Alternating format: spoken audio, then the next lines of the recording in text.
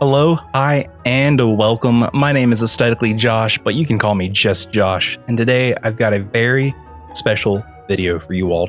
This video was actually requested by you all on my Twitter page, link in the description. I asked if anyone would be interested in a masterclass-like video discussing and talking about Dragapult EX. This is the deck that I have found the most success on recently, and that includes an 87th place finish at NAIC 2023 with a record of 9, 2, and 3 or 4. I can't remember exactly. But anyway, I got over 30 match points at NAIC with this deck, and I would love to talk to you all about it and discuss some of those strengths and weaknesses. Now, one of the very interesting things about my Dragapult EX list is I opted to run Panic Mask as one of my tool cards. And instead of using Radiant Charizard like what was most common, I have used Radiant Alakazam to a great deal of success with this deck. So the first why is why choose Dragapult to begin with. There are decks like Charizard EX, there are decks like Chin Pao, there are decks that can do a lot of different things, but what is it that Dragapult does that those other decks do not? Well, that all begins and kind of ends with Dragapult's Phantom Dive attack. For a fire and a psychic energy, you get to do 200 damage and place 6 damage counters on your opponent's benched Pokemon in any way that you like. Now, the keywords here are damage counters and any way you like. This opens up a realm of possibilities for winning the game and different avenues for taking prize mapping to a whole new level. This deck, in my mind, plays almost as if it's controlling the tempo of the game. Not so much that it's a control archetype, because you are still attacking and you're still waiting to win the game by attacking and being aggressive, but you kind of are waiting for your opponent to overplay or overextend, and then you get to capitalize with your damage counters that you've been placing with Phantom Dive for potential board wipe scenarios. In some ways, it reminds me of Turbo Lost Zone box decks from the Lost Origins format, whenever we had the amazing rare Raikou along with the Sableye. Something that naturally comes along with such a strong spread attack is skill expression. Dragapult EX rewards critical thinking and playmaking with that spread damage, and especially when you combine that with Radiant Alakazam. You also get a lot of synergy with strong supporters such as Arven and Iono. Those are two of the strongest supporters in the game right now, and Arven also naturally synergizes with the Pidgeot EX engine. Quick Search is by far and away the best engine we have in the game right now. A lot of times you will see Quick Search paired up with Barbarrel, but I believe the Dracloak that Dragapult evolves from, combined with Iono, gives you just as strong, if not an even stronger draw engine to combine with Quick Search. Recon Directive, the ability on Dracloak, is a very strong ability that allows you to look at the top 2 cards of your deck, putting one into your hand and placing the other to the bottom of your deck. This is very similar to Comfey's flower selecting ability, except you don't lose one of them. You're just putting it to the bottom of your deck. This synergizes very well with Iono, as if you are thinning your deck and knowing where you're placing cards, and also being very well aware of when your deck is being shuffled. You can combine Dracloak with Iono to make sure the bottom of your deck is filled with late game resources that you want to draw into later during the game. This, I believe, offers more value in the long run than Barbarrel, as it rewards skill expression. Not to mention, Dracloak also has a 70 damage move that can deal with the likes of Mimic very, very easily. With my 60, I've opted to use Radiant Alakazam instead of the common Radiant Charizard. This is mainly because Radiant Alakazam synergizes so well with the Phantom Dive spread damage. Many of the decks right now plays 60 to 70 HP basic Pokemon, and Radiant Alakazam allows you to take damage from the active that a lot of times the 200 plus 200 will be overkill for. So you can synergize with Phantom Dive to take multi-prize turns by moving damage from the active to a benched Pokemon that you were just barely out of range for.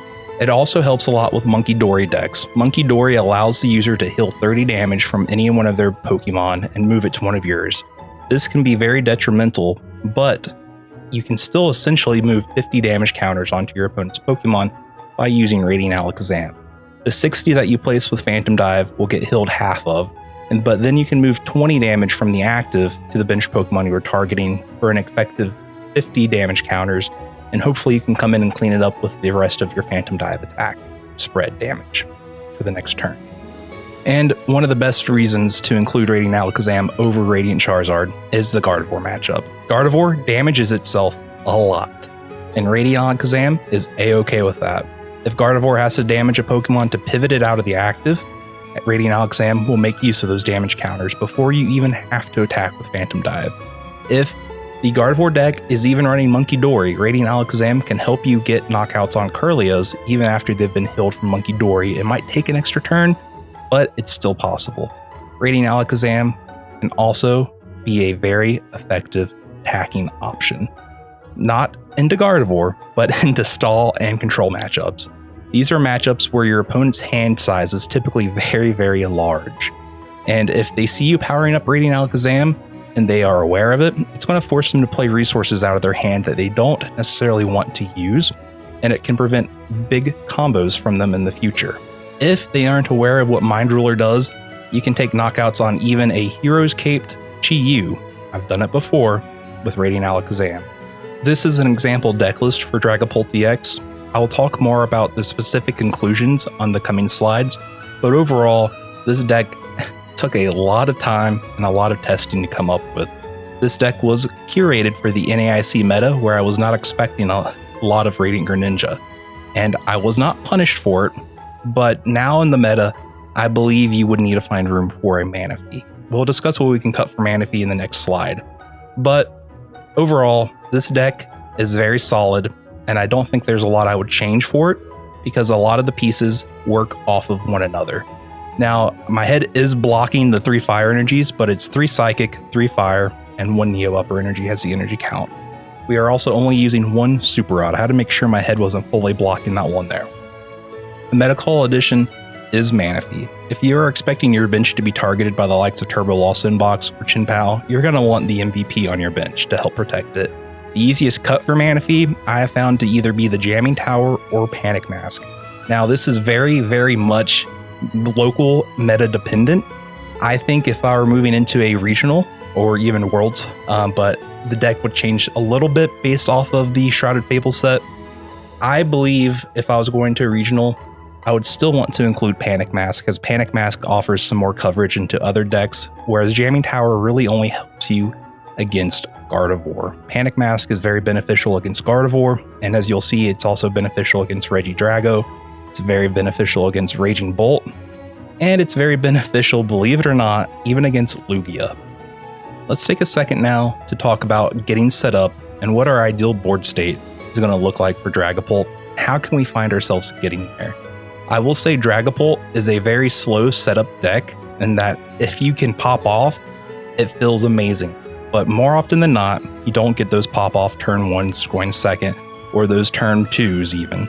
You have to be willing to kind of take a few hits on the chin and build up your board state. What we'll be looking at is a semi pop off board state, and I'll talk about the different variations and deviations from that as we look at it together. So an ideal turn 1 for Dragapult, you would love to see a Dreepy in the active, along with 2 bench Dreepies, Pidgey, and a Rotom V. One thing to consider with Dragapult is that it is a setup deck, as I mentioned previously. That means against other setup decks, you have some more time to build up a stronger board state, so kind of ignore that turn 1 counter over there if you're against a other setup deck. Now against decks like Turbo Lost Box, Chin-Pao, Regidrago, and Raging Bolt, those are decks that can threaten knockouts very early in the game, and I would focus on getting some more redundancy out before worrying about anything else. What I mean by that is, instead of 1 Pidgey, I would go for 2, so that second Dreepy would be replaced with a Pidgey there. So then you have 2 Dreepies and 2 Pidgeys, because you do need the Pidgeot EX engine to really help you establish yourself in the game. Ideally, we would like to use Arven to find ourselves a Buddy Buddy Poffin, and another Buddy Buddy Poffin would be in our hand, and we would start either Dreepy or Rotom V in the active. Starting Rotom V is not ideal, as it will either be knocked out or we have to find a way to get it out of the active, but as we discuss and talk a little bit later, going 2 prizes behind is not the end of the world. Rotom V is great for the instant charge ability. Seeing 3 more cards is essentially seeing 4 more cards by the time you include your top deck. Now, this is not including Disruption, but if you're being Iono'd after this strong of a turn 1, that means your hand is probably just about 5 cards even after the Rotom, so you're still seeing a net positive even after an Iono. Again, I want to emphasize that redundancy is key with a setup deck like this, so if you are against something that you believe can Prime Catcher up or knock out your Pidgey early, do go for a second Pidgey. Also be aware of Radiant Greninja and the likes of Turbo Lost Box and Chin Pao, and if you need to, go for that Manaphy and make them have to reach for Prime Catcher Canceling Cologne or Prime Catcher Boss on your Pidgey because you want them to burn resources here. If your opponent is able to reach and knock out your Pidgey, hopefully they've burned enough resources that you can buy some time with a well-timed Iono to establish a second Pidgey and get that Pidgeot EX set up. There have been times where I've thought about putting a Thornton into this deck, and if I were to find room for Thornton, it would probably take the place of Rosanna's backup, but Rosanna's backup is very strong in that it allows me to reuse Panic Mask, reuse my Neo Upper Energy, and Thornton would just be really to reestablish a Pokemon that got knocked out, either because I didn't look ahead too well, or my opponent hit some nuts. Sometimes your opponents will hit the nuts and you have to be able to play around that. So on your second turn, what you really want to be doing is establishing a Dragapult EX in your active with Neo Upper Energy attached to it, a Pidgeot EX on your bench, and a Dracloak on your bench. You don't mind leaving the Dreepy as a Dreepy on your bench, but if you're able to evolve it to Dracloak, that's great. And we want that 5th bench slot available for something like Lumineon or Radiant Alakazam, or even another Dreepy or Pidgey depending on how the game progresses. Typically, we'll accomplish this board state by using Forest Seal Stone for something like an Arven, which allows us to get a Rare Candy or Ultra Ball to build our Pidgeot EX, and then we can use Pidgeot EX to either fetch out the Neo Upper Energy, or the Dragapult, or the Rare Candy, whatever missing puzzle piece that you need to establish the Dragapult EX with the Neo Upper and active. If you are not able to use the Neo Upper, or if you're not able to find it, Jet Headbutt, 70 damage, is still a very strong attack, so if you're able to attach a normal energy to it, that 70 damage in tandem with Radiant Alakazam can come in handy later in the game, so don't be discouraged or dismayed just because you can't find the Neo Upper Energy. It is more important to evolve and establish the Dragapult and the Pidgeot than it is to establish the Phantom Dive turn 2. Phantom Dive turn 2 is great, but Jet Headbutt turn 2 is also just fine. Don't overextend your resources and play your hand down to 0 just because you think you'll hit it. Odds are it's a 1-of in your deck and you will not hit it. So play carefully and cautiously and play to the deck's strengths. This deck's strength is patience, being patient and establishing damage counters on the board. Something that I've seen through coaching and also playing this game quite a bit is when people use the ability Force Seal Stone or Quick Search, they end up just grabbing the item card that they need and they still don't play a supporter for turn. In order to thin your deck out more effectively, I like to grab Arven if I don't have a supporter to play for turn or a need to play a supporter, and I will use Arven to grab that item card that I need plus a tool card to thin that out of my deck. It might not seem like a lot, but by the time you've used Arven, that is 3 cards out of your deck that you can no longer top deck into, and that is actually quite substantial. Some key points for the early game: we want to identify the opponent's game plan, and by this I mean you need to really know the deck archetypes in the meta. You need to understand how your opponent wants to win the game. If they're playing something like Chin Pao, if they're playing something like Charizard, establish your game plan early by knowing what your opponent wants to do.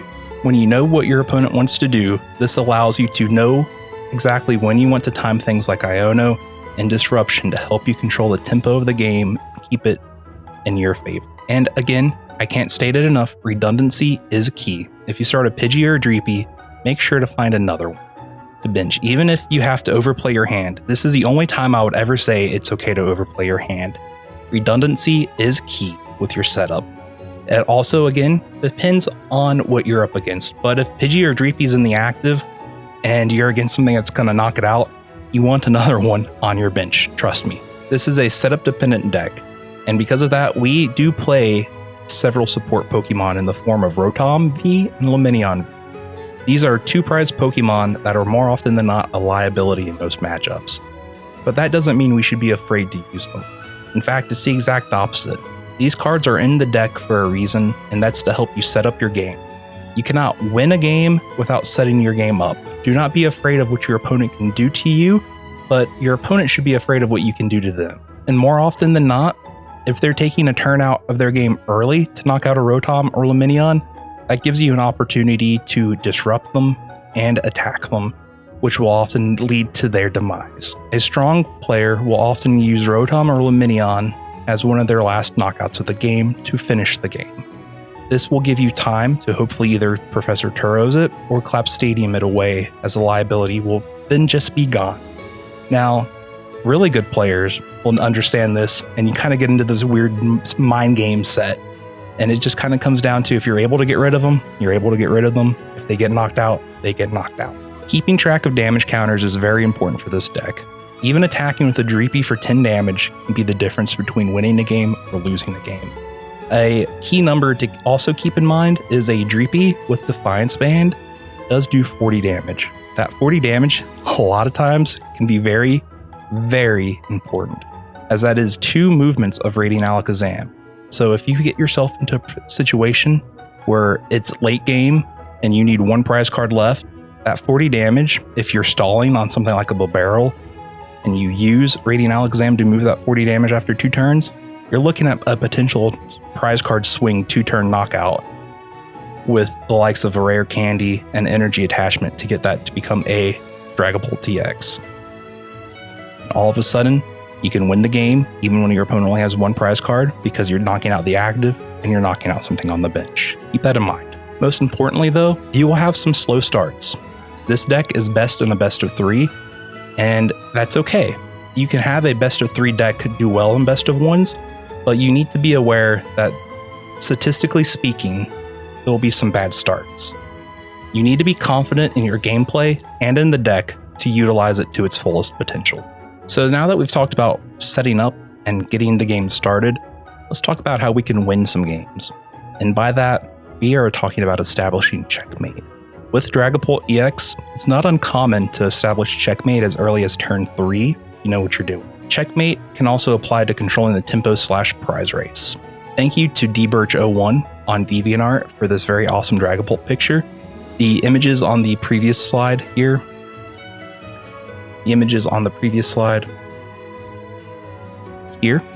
were all taken from official Pokemon resources.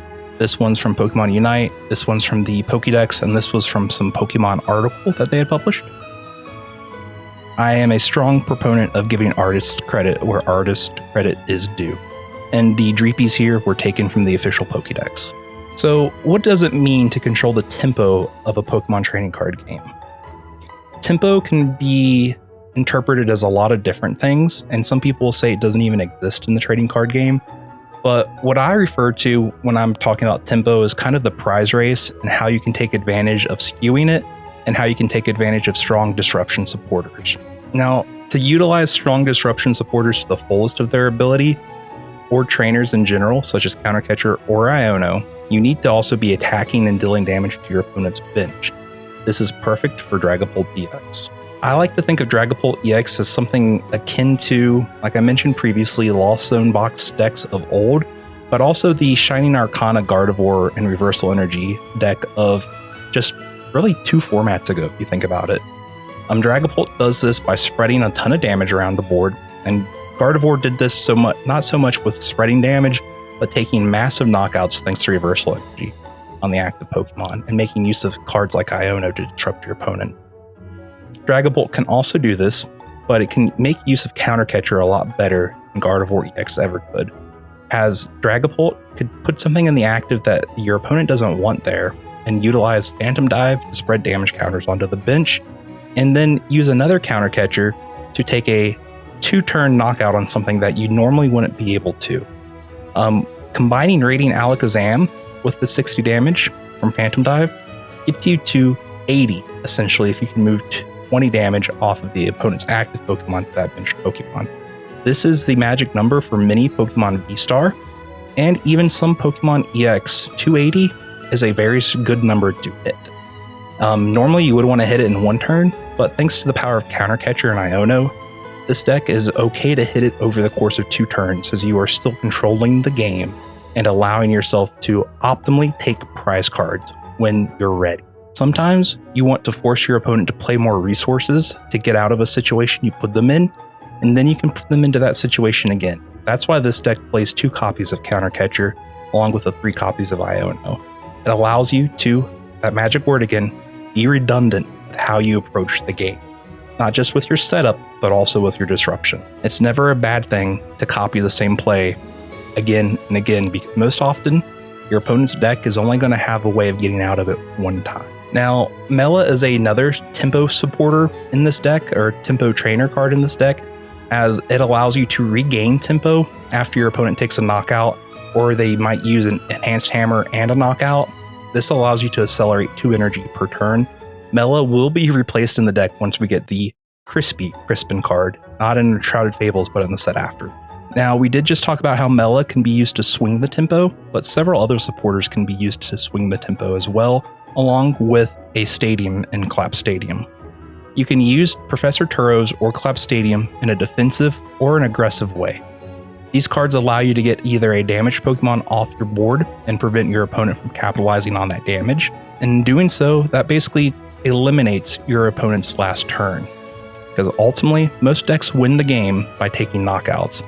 And if they don't take a knockout, that damage that goes away, it's like they didn't even do anything in their last turn. Roseanne's backup can also be used as a control tempo-y type card, as it allows you to get your Neo Upper Energy back, it allows you to get Clap Stadium back, and it can allow you to get your Panic Mask back. We'll talk a little bit more about Panic Mask in the next slide here, because that is one of the most important tempo cards in this deck. Tempo control can in fact lead to checkmate scenarios. No other card in the deck represents this better than Panic Mask. Now, 200 might seem like a very underwhelming amount to hit, but when you think about some of the bigger basic Pokemon in the format right now, 200 is very relevant. Not that it knocks them out, but it leaves them with 40 HP or less remaining. Things like Raging Bolt, Roaring Moon, and even Blood Moon Ursaluna can really fall victim to how strong Panic Mask is. Panic Mask also allows you to make use of cards like Counter Catcher, Boss's Orders, to take multiple prize cards in a single turn, all while protecting your active Pokemon. I have a little visual puzzle / representation to show you all about that in the next few slides. Something that is really awesome about Panic Mask is that it does not see a lot of play, so it can catch your opponents off guard in a best of 1, and in a best of 3 after you reveal it. It is something that they have to knowingly play around. They can only really play around this with a Jamming Tower or a Lost Vacuum. Usually, if they overbench, which I'll show you in the example coming up, there's not much they can do, as there are not a lot of decks that have room for multiple Lost Vacuums or even Jamming Towers. I would say there's less Jamming Tower in the format than there are Lost Vacuums. So let's take a second to look at this puzzle here against a Chin-Pao. You are very far behind. Your opponent has 2 prizes left. They have an Iron Hands on the bench with 200 damage, and other than that, they have a very strong board setup. They just knocked out one of your Dragapults, but you have a Neo Upper Energy Dragapult EX ready to go. You've just played Arven as your supporter for turn. We're not too worried about what item we would grab here, but I'd probably grab Counter Catcher if that's available. What we need to think about is, well, Defiance Band would allow us to knock out the opponent's Chin-Pao EX, but what value does Panic Mask bring to the situation? Let's take a second to talk about it. Panic Mask reads, your opponent's Pokemon cannot damage you if they have 40 HP or less. So if we were to knock out the Chin-Pao EX, what is stopping our opponent from playing down another Chin-Pao, retreating into it, and powering it up with 6 energies to knock us out? Nothing. They could be able to do that very easily because they have Barrel and Radiant Greninja. I don't think it would be too hard, and yes, we would be able to take 4 prizes, but 4 prizes does not win us this game. 5 prize cards do. That automatically rules out the Defiance Band. We do not need to be aggressive in this situation. What we need to do is recognize and capitalize on our opponent's misplay here. In our hand, we have Radiant Alakazam, Counter Catcher, Boss's Orders, and Collapse Stadium. These are all cards that can help us complete the puzzle, but in reality, our opponent's already lost this game here. If we're able to grab the Panic Mask and attach that to our Dragapult EX, we will do 200 damage to their Chin-Pal, and we'll do 60 damage to their Barrel, or 60 damage to their Frigibax. We will let our opponent go through their next turn, and with our knowledge of the meta, we know that Chin-Pal does not typically play any way of getting a card off of their board state. No Professor Turos, no Pennies, no Collapse Stadium, and definitely not Scoop Up Cyclone.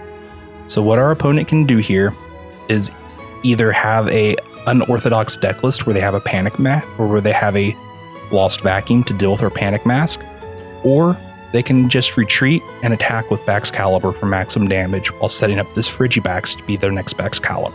Last turn, we should have looked at their discard pile and based our decision off of that. If they had the option of getting this Frigibax to becoming another Baxcalibur easily, our damage counters should have gone to Babero. So we're going to set up a 5 prize swing here. With the damage onto the Chin-Pal EX last turn, we did 200. So now we have 200 here, 200 here. That is 400 damage to work with. We can bench our Radiant Alakazam, and what we can do is either move damage counters off of the Barrel or the Frigibax onto the Chin-Pal to knock it out. This will give us to 3 prize cards left. From there, we'll use Counter Catcher to Counter Catcher up any of their Pokemon that have 200 HP or less, which is all of them, into the active, and we'll knock it out and move the remaining damage counters onto the Iron Hands for game. Thanks to the power of Phantom Dive and cool, controlled, tempo-based gameplay. It would have been very easy to take the Defiance Band and take the 4 prizes. In fact, it's not even really a bad idea. But it is one of those ideas that can leave you punishable. We do not want to get punished with this deck. We need to play in a manner that is safe and calm and collected, as I mentioned. So the Panic Mask, even though we're not taking any prize cards after we grab it, it provides us the best option into this situation. Now, let's take a second to talk about meta matchups. These are in no particular order, just kind of has my brain thought of them. Gardevoir EX after NAIC was in a very strong position and continues to be in a very strong position. Though I would say Dragapult is one of Gardevoir's hardest matchups. I would even say Gardevoir is 35% likely to win, whereas Dragapult is 65% likely to win. I would give the deck a 65 favored in the form of Dragapult to 35% favored to Gardevoir EX. Radiant Alakazam, Panic Mask, and the bench spread are the key reasons for this. Monkey Dory can cause some issues, but if you're able to target them down early, that's ideal. And make sure you time your Ionos very well with knocking out Kirlias, as Kirlia is their only draw power. Gardevoir does not play any real draw supporters other than Ionos, and if you let them take the early prize card lead, Ionos are not going to offer them enough. I would say you're even safe going down to 3 prizes to 6 in favor of Gardevoir until you're out of the game. Knowing when to scoop against Gardevoir EX is very important, and I would consider scooping after they only have 2 prizes left, and if I haven't taken any. Up until that point though, I feel like I'm into the game, and not only into the game, but I feel like I'm winning the game. I would give Dragapult EX a favorable matchup into Charizard EX from my testing. I would say it's 55 to 45. The main thing to be aware of is going down to 1 prize remaining, as once you go down to 1 prize, Charizard EX can one-shot your Dragapults. This is also true for if you go down to 2 prizes remaining if they play Defiance Band, and also 3 prizes remaining if they play Defiance Band allows them to knock out your Pidgeot EX. These are some numbers to keep up with and be aware of. Charizard EX with Unfair Stamp can be a little tricky to navigate, especially if they're able to Counter Catcher, knock out your Pidgeot EX out, and Unfair Stamp you all in the same turn. This is possible thanks to the power of Arven. But even then, you can set up your bench in a way that prevents this from being too detrimental to your board and game. So make sure you have some Dracloak set up and ready to go, because Recon Directive is going to draw your way into the victory. You should also be aware of skewing the prize race with single prize attackers such as Radiant Alakazam and Dracloak. They can both do massive amounts of damage to your opponent's board state. Dracloak, 70 damage is its cap, but Radiant Alakazam can do as much as a...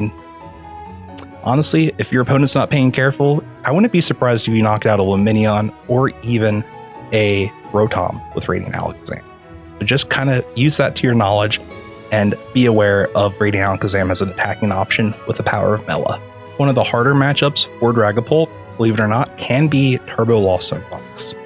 The builds that are popular after NAIC featuring Iron Thorns can be very hard to deal with, whereas Iron Thorns offers them an opportunity to knock out your Pidgeot EX, prevent it from even functioning, and using Radiant Greninja early is very, very scary. So be aware of that. Be careful about when you bench your Manaphy. You definitely want to bench it early, but if it gets knocked out early by a Sableye, then you need to go after it and get it down again using your Super Rod. Just be very careful of that. Switch Cart can heal the damage counters you place, so make sure every damage counter you place counts. If it's early game and they have multiple Comfies down, I like to put 20, 20, 20 onto 3 Comfies if possible, so that way they have to use at least 3 Switch Carts to fully heal them. Ultimately though, smart damage counters and well-timed Ionos can in fact win you that game. Just be sure to get that Manaphy down.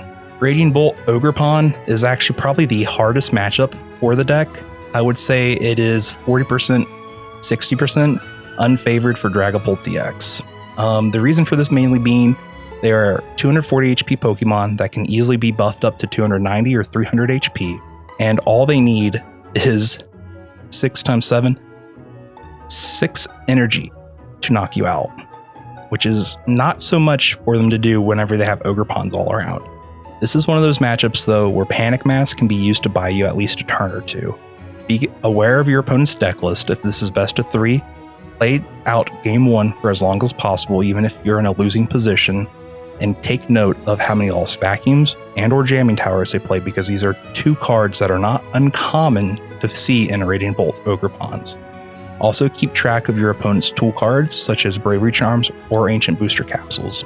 If you are able to, you can set up multi-prize turns thanks to Radiant Alakazam and Counter Catchers.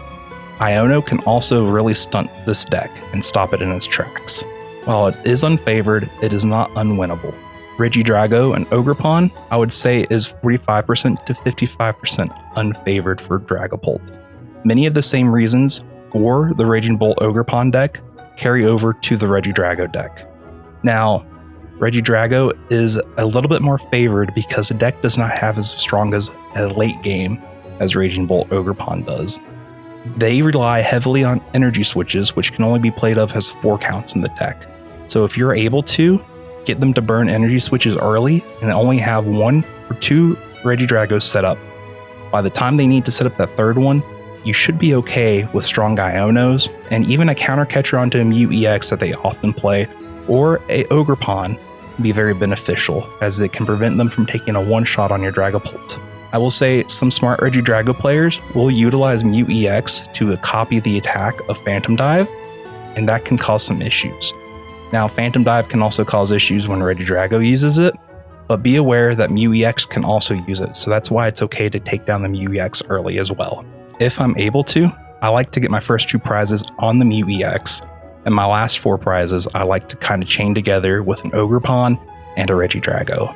It's not easy, but again, it is winnable, and more often than not, it will be contingent on strong damage counter placements using Radiant Alakazam to combine those damage counters, and counter catchers to take a multi-prize turn, such as a 4-prize turn.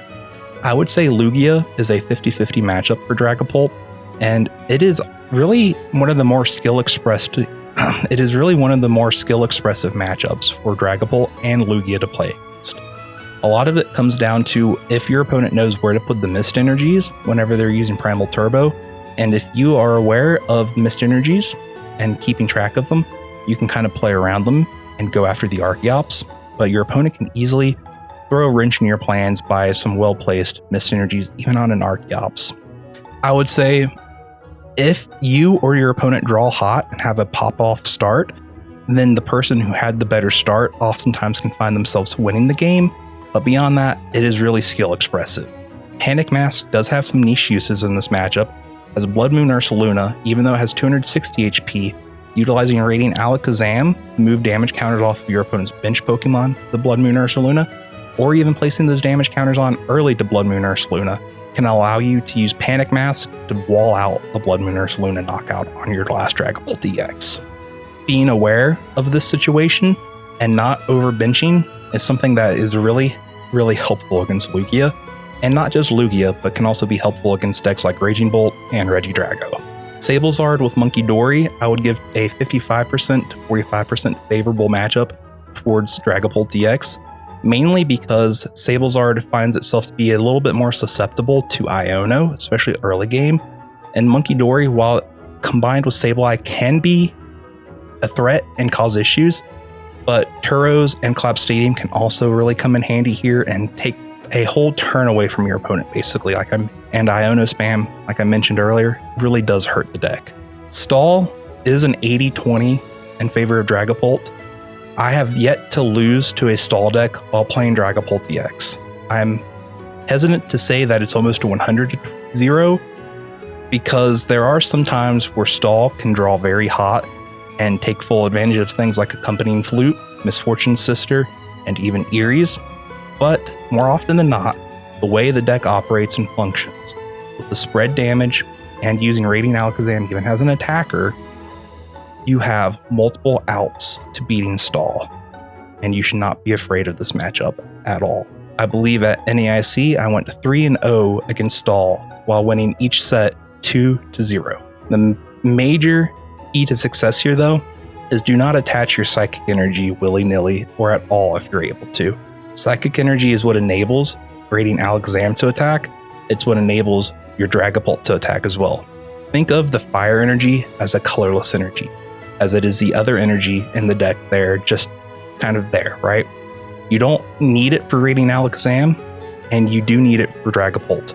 But I kind of think of Dragapult and Radiant Alakazam as needing the same energy attack, or needing the same energy to attack.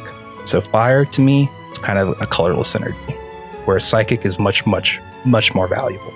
Control, I would say it's 75 to 25%. It is harder to beat than stall, and you will occasionally drop a game in a set of best of 3. And that typically comes down to Luxray V, and if your opponent is well versed in the matchup and knows when to use Luxray V to take items or trainers or supporters or all the above out of your hand with Luxray V. I would say you play similarly to the stall matchup, and the only time you should ever overextend and overreach is if you're able to knock out your opponent's Pidgey before they're able to evolve it. And there are some situations where if they even get 2 Pidgeys down, if you're able to reach for that Ultra Ball Luminion Boss's Orders play, do it because it's well worth it. Pidgeot is the glue that holds their deck together, and if you're able to prevent that from happening, their deck does fall apart. I would say that the Chin-Pao matchup is very favorable towards Dragapult in a 60 to 40% scenario. You do need Manaphy, but if you don't find the Manaphy, and even if you go behind early, like we showed with this puzzle here, it's not the end of the world. I would avoid benching Manaphy, or I would avoid benching Luminion, apologies there, as Luminion can become a 3-prize liability due to Iron Hands. If your opponent's able to take a 3-prize turn, that can cause some issues in the way that the prize matchup will play out. But again, if you have to bench the Luminion, do not be afraid to do so, as your setup and your gameplay is much more important than worrying about what it can allow your opponent to do.